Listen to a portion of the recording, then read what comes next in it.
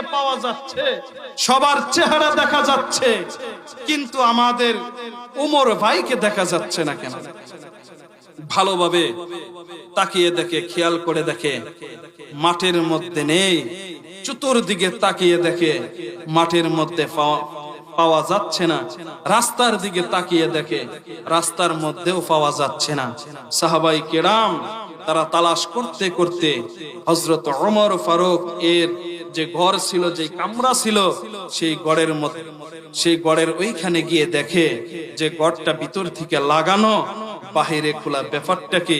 আবার এইখান থেকে গড়ের ভিতর থেকে গুনগুন করে কান্নার আওয়াজ আসতেছে। কারণটা কি? কুচবাড়ির বাপ জানেরা, যেই সমস্ত সাহাবাই কেরাম দুনিয়াতে থাকা অবস্থায় জান্নাতের টিকিট পাওয়ার পরেও তারা মৃত্যুকে এত ভয় পেয়েছে, জাহান্নামকে এত ভয় পেয়েছে, তাদের চোখের পানি ছেড়েছে। আর আপনি আর আমি যদি নিজের দিকে তাকাই, গুনাহ আর গুনাহ, গুনাহ আর গুনাহ। কথা বলেন ঠিক কিনা? অথচ আপনার মুখে হাসি, আমার মুখে হাসি, এরকম ভাবে আমরা চলাফেরা করি, মনে হয় আজরাইল আমাদের সামনে আসবে না, আর মনে হয় আল্লাহ আমাদেরকে মৃত্যু বরণ করাইবেই না। বিষয়টা এরকম ভাবে আপনি আর আমি দুনিয়ার মধ্যে চলতেছি। কথা বলেন ঠিক কিনা? আর নবীজির সাহাবীরা দেখেন কেমনটা মৃত্যুকে স্মরণ করত, কেমনটা মৃত্যুকে নিয়ে ফিকির করত, মৃত্যুকে নিয়ে টেনশন করত, মৃত্যুকে নিয়ে চিন্তা করত। ঈদের একটা দিন, খুশির একটা দিন, এমন তো অবস্থায় হযরত ওমরকে পাওয়া যাচ্ছে না। ভালোভাবে সাহাবাই কেরাম, বন্ধু বান্ধব তাকিয়ে দেখে যে হযরত ওমরের ঘরের যে দরজাটা রয়েছে, ভিতরে আটকানো, ভিতরে লাগানো, বাহিরে খোলা রয়েছে। ব্যাপারটা কি? ভালোভাবে খেয়াল করে দেখে ভিতর থেকে কেমন যেন কান্নার গুনগুন শব্দ আসতেছে। হযরত সাহাবাই কেরাম যারা ছিলেন, তারা ওমর ভাইকে উদ্দেশ্য করে, ওমর রাদিয়াল্লাহুকে উদ্দেশ্য করে বলতেছে, ওমর ভাই, ওমর ভাই, ঈদের একটা দিন সবাইকে আমরা খুঁজে পাচ্ছি, আপনি এরকম ভাবে কান্না করতেছেন কেন? আর আপনাকে এরকম ভাবে ঈদের নামাজে পাওয়া যাচ্ছে না কেন? খুশির একটা দিন, আপনার মুখে হাসি খুশি থাকবে, আর আপনি কেন এরকম ভাবে ঈদের একটা দিন, খুশির একটা দিনে আপনি এরকম ভাবে ক্রন্দন করতেছেন, এরকম ভাবে কান্না করতেছেন? হযরতে ওমর রাদিয়াল্লাহু আনহু এই কথা শোনার পর আরো কান্নার আওয়াজ বাড়িয়ে দিল। সাহাবাই কেরাম ডাক দিয়ে বলে, ও ওমর ভাই, আজকের এই খুশির দিনে মনে হয় আপনার আব্বার কথা মনে হয়েছে। ওমর বলে, না না, আমার আব্বার কথা মনে হয় নাই। কয়, তাহলে মনে হয় আজকে আপনার আম্মার কথা মনে হয়েছে। কয়, না না না, আমার আম্মার কথা মনে হয় নাই। সাহাবাই কেরাম ডাক দিয়ে বলে, ও ওমর ভাই, তাহলে খুশির দিন এরকম ভাবে আপনি কান্না করতেছেন কেন?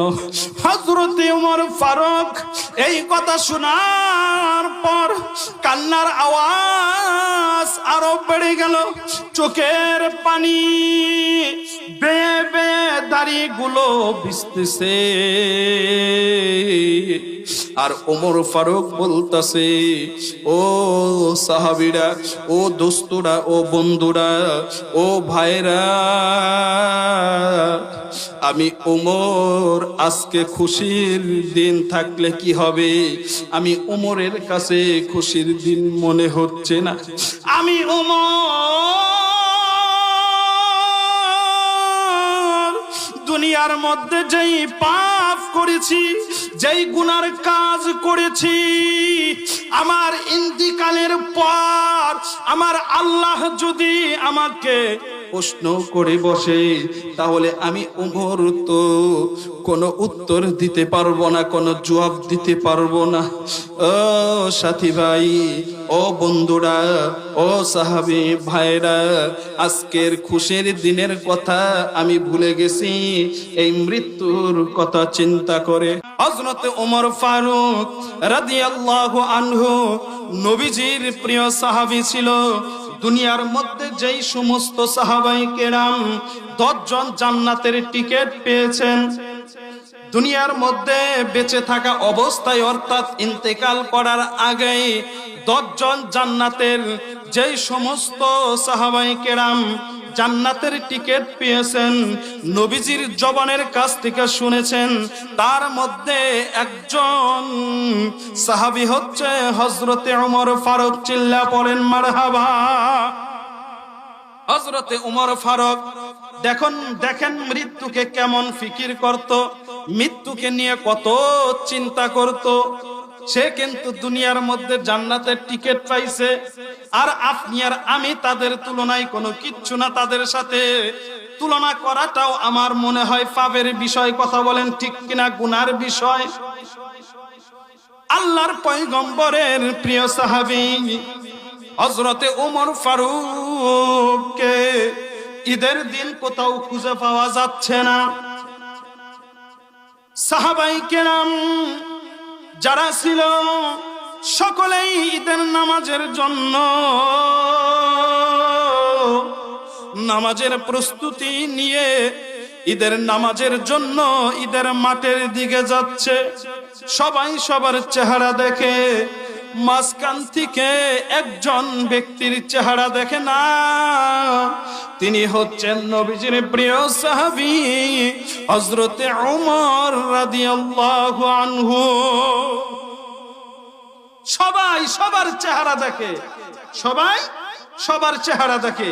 এইখানে যে আপনারা বসেছেন, ডাইনে বামে পিছনে সামনে যদি খেয়াল করেন এই গ্রামের মানুষ কে কে আসছে, এটা আপনারা বলতে পারবেন না বাজান?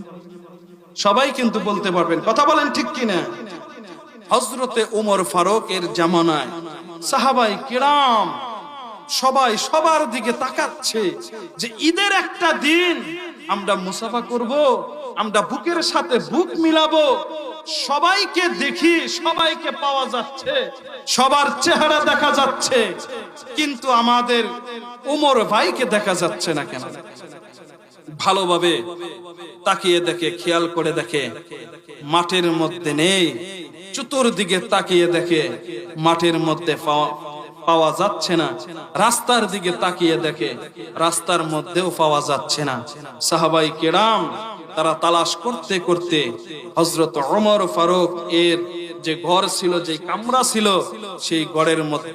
সেই গড়ের ওইখানে গিয়ে দেখে যে গড়টা ভিতর থেকে লাগানো, বাহিরে খোলা। ব্যাপারটা কি?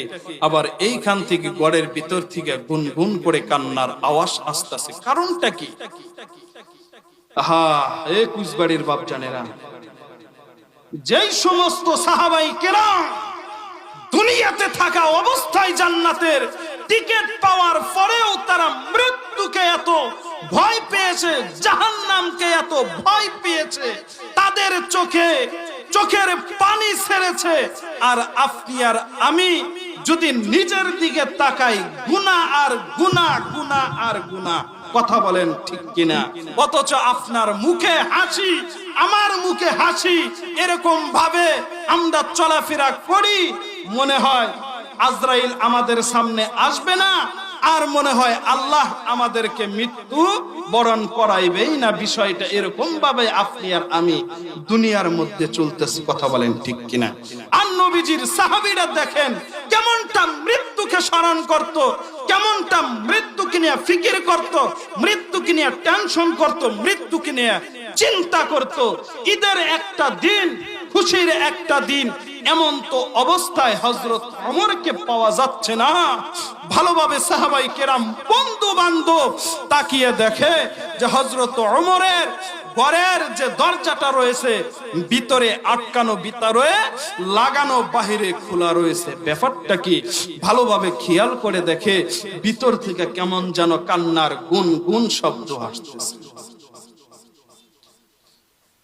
হযরত সাহাবায়ে কেরাম যারা ছিলেন তারা ওমর ভাইকে উদ্দেশ্য করে, ওমর রাদিয়াল্লাহুকে উদ্দেশ্য করে বলতেছে, এ ওমর ভাই, ও ওমর ভাই, ঈদের একটা দিন সবাইকে আমরা খুঁজে পাচ্ছি, আপনি এরকম ভাবে কান্না করতেছেন কেন? আর আপনাকে এরকম ভাবে ঈদের নামাজে পাওয়া যাচ্ছে না কেন? খুশির একটা দিন আপনার মুখে হাসি খুশি থাকবে, আর আপনি কেন এরকম ভাবে ঈদের একটা দিন, খুশির একটা দিনে আপনি এরকম ভাবে ক্রন্দন করতেছেন, এরকম ভাবে কান্না করতেছেন?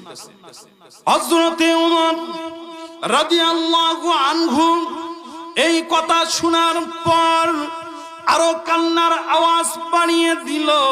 সাহাবায়ে কেরাম ডাক দিয়ে বলে, ও ওমর ভাই, আজকের এই খুশির দিনে মনে হয় আপনার আব্বার কথা মনে হয়েছে।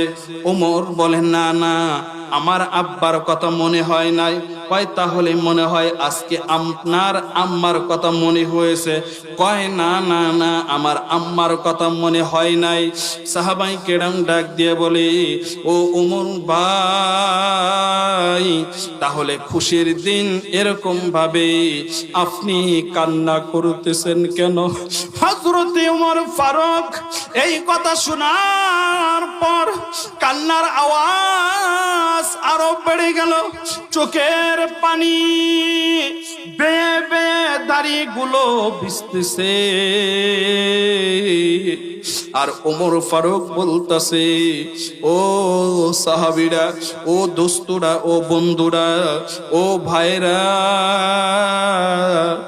আমি ওমর আজকে খুশির দিন থাকলে কি হবে? আমি ওমরের কাছে খুশির দিন মনে হচ্ছে না। আমি ওমর দুনিয়ার মধ্যে যেই পাপ করেছি, যেই গুনার কাজ করেছি, আমার ইন্তিকালের পর আমার আল্লাহ যদি আমাকে প্রশ্ন করে বসে, তাহলে আমি ওমর তো কোনো উত্তর দিতে পারবো না, কোনো জবাব দিতে পারবো না। ও সাথী ভাই, ও বন্ধুরা, ও সাহাবী ভাইরা, আজকের খুশির দিনের কথা আমি ভুলে গেছি এই মৃত্যুর কথা চিন্তা করে।